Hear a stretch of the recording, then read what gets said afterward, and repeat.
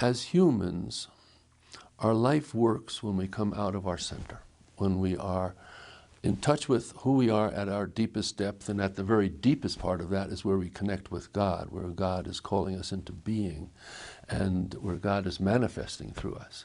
To the extent that we can be in touch with that and manifest that, that's what we bring into our actions and then bring into the world. And our world so deeply needs it. So obviously, we look around, read the newspaper, we see the immense need that we can come to a world and bring it love and forgiveness and trust and generosity and caring in place of the greed and the selfishness and the unforgiving and the resentment and so on that is so seemingly native to our fallen human nature.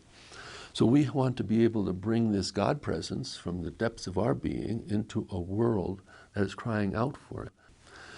And in particular, why I'm centering on this prayer is because our world offers a distraction in any number of ways. I mean, distraction has always been a part of the human existence, and we read the Desert Fathers, and they'll talk about distraction and so on. But with our incredible intelligence creating technology, we have so multiplied the possibility of distraction, of being in touch with my iPhone and my iPad and my internet and my this and my that, that I never get quiet. I can be in the car and I'm talking, or I'm doing this and I'm talking, or I'm working at something and I have something playing in my ear.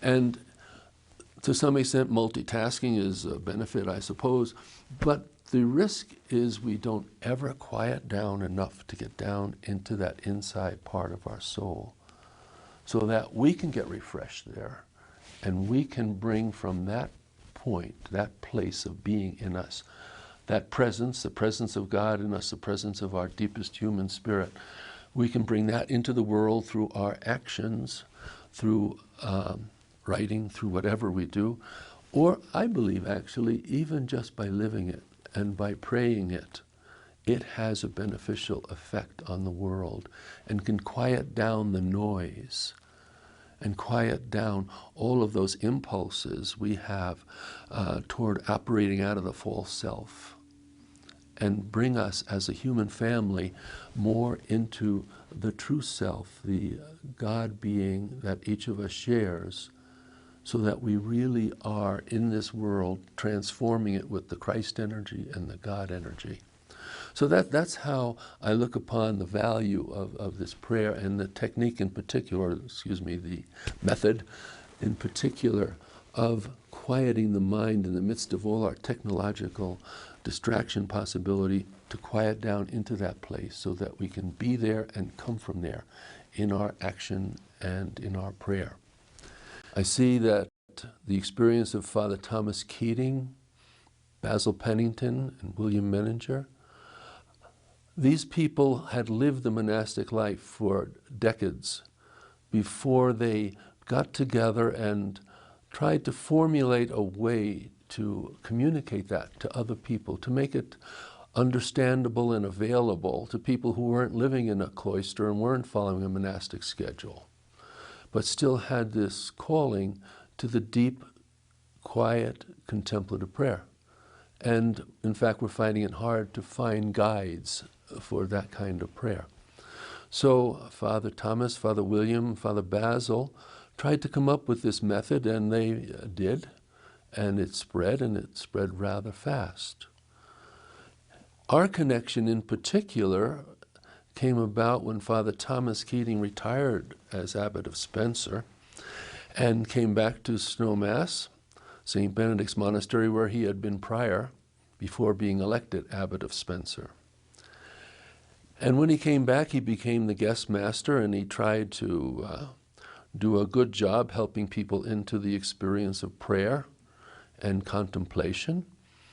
And that's when he thought more seriously of organizing the preparation and the presentation of centering prayer so that it would have not only an ability to go out there, but a support system to hold it in place and to encourage it and to open new frontiers as it moved along. And he did this in a couple different formats. The local parish priest asked him to come down right to Basalt. He gave something to the monks. And most importantly, I think, in the process was the Lama retreat that he gave to a certain number of people. And from there, the flame took off. So I've always felt a closeness to it because I've felt it is our monastic life made available and shared by a much wider range of people than we have in the monastery cloister. And we have the same source, the same nourishment, and we're totally taken up in the same experience of that openness to the communion with the infinite loving God. So it's really a question of feeling we are brothers and sisters in the same process, that we're coming out of the same sources and the same experience, and we've found a way to share it, a way that is practiced by thousands of people. Here at Snowmass, we have the particular connection of supporting a 10-day retreat once a month, so we get to see a certain number of people and practitioners coming. And again, the feeling that we're all in the same practice, the same experience of God, the same calling, the invitation from God to set aside the time. I will lead her into the desert, and there I'll speak to her heart. And each time, each period of mental prayer, of centering prayer, is for me that call into the desert, and God speaks to our heart. So I feel we're sharing that. When people come and I get to greet them for the 10-day intensive, I have that total sense of we are brothers and sisters. We've been doing this together, and we'll share in the experience and go forth from this strengthened. And I really mean that all of us go forth, because I get strengthened by watching what happens with people and by hearing their experiences of it, and how different people have had their lives transformed, how they've found a richness that they hadn't experienced before in the structured Christian church. They didn't find the exact teaching on contemplative prayer that they would find helpful. They looked around at many other traditions, and then were delighted to find that within the Christian church, and actually Catholic church, there were traditions that could nurture and support and teach them and lead them deeper in their contemplative experience.